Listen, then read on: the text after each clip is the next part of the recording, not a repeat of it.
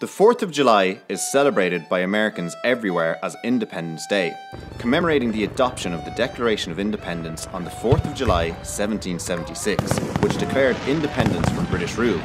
Strangely enough, Ireland's population was twice as big as America's during the War of Independence.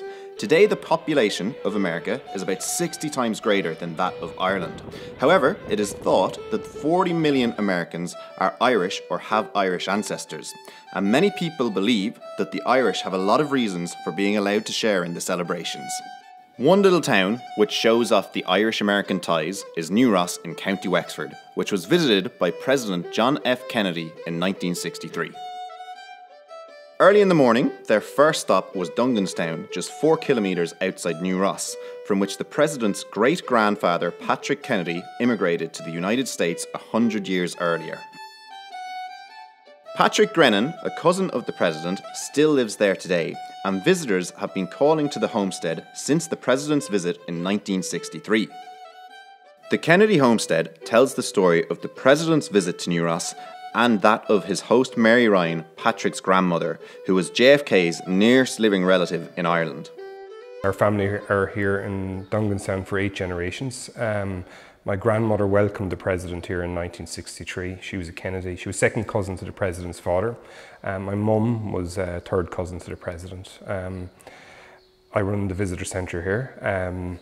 We basically tell the story of the Kennedy family from a family perspective, from when Patrick Kennedy left Dunganstown during the famine and he went to Boston. And we have the original buildings that the President's great-grandfather left from, and we have exhibitions set up in those buildings as well.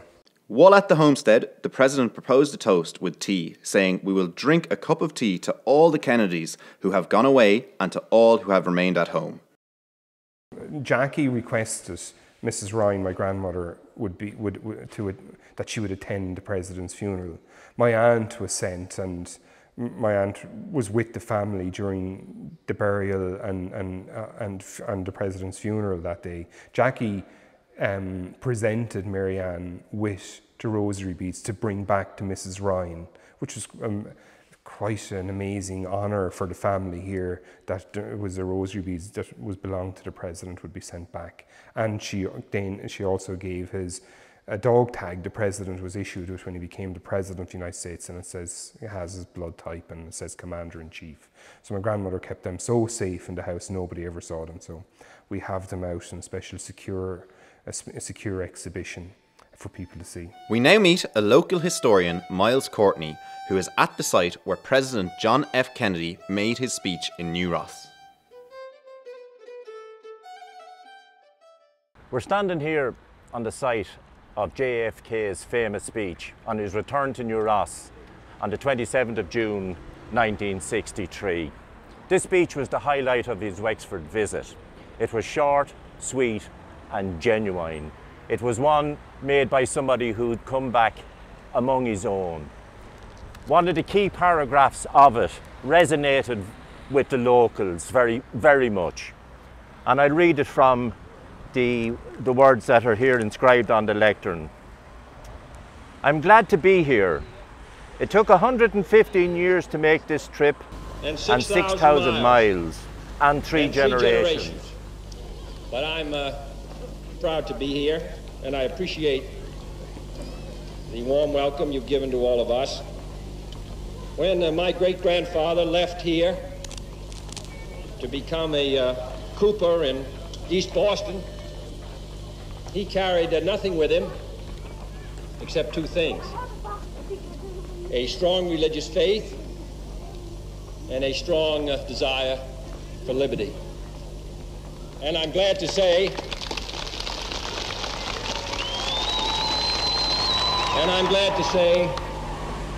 that all of his great-grandchildren have valued that inheritance. If he hadn't left, I'd be working over at the Albatross Company.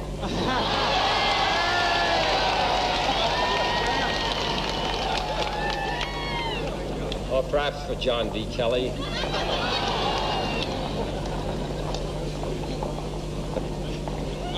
In any case, We're happy to be back here. About 50 years ago, an Irishman from New Ross traveled down to Washington with his family, and in order to tell his neighbors how well he was doing, he had his picture taken in front of the White House and said, this is our summer home. Come and see us. Well, it's our home also in the winter, and I hope you will come and see us. Thank you. It was a short speech, it was genuine, and it was one that a returning son would make to a family. There was no formality with it. Another great attraction along the New Ross Quay is the Dunbrody famine ship.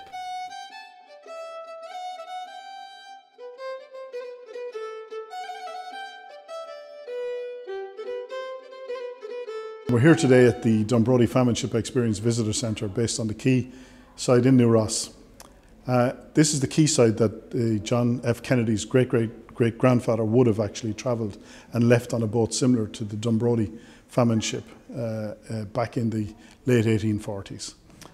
We're very proud of the association and of course of the achievements of that family, being a local family, and of course Kennedy's visit to New Ross, the President, in 1963 was the catalyst for so many different economic developments for the town. In 2020, New Ross opened another iconic structure, which was the Rose Fitzgerald Kennedy Bridge. It is an amazing bridge.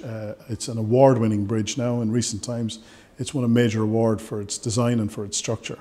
We're so proud of what's been achieved out there, and for many people now all over the country who've had the opportunity to visit it, we look forward as well to the international visitors crossing it in the years ahead.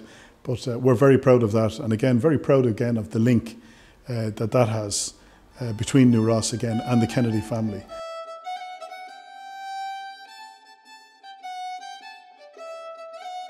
As Cathaoirleach of New Ross Municipal District, I'd like to wish all our friends in America a very happy 4th of July from the sunny southeast of Ireland, the home of the Kennedys, New Ross. So there you have it, the town of New Ross is rich in American Irish history, and from all at We Love Ireland, we'd like to wish you a happy 4th of July.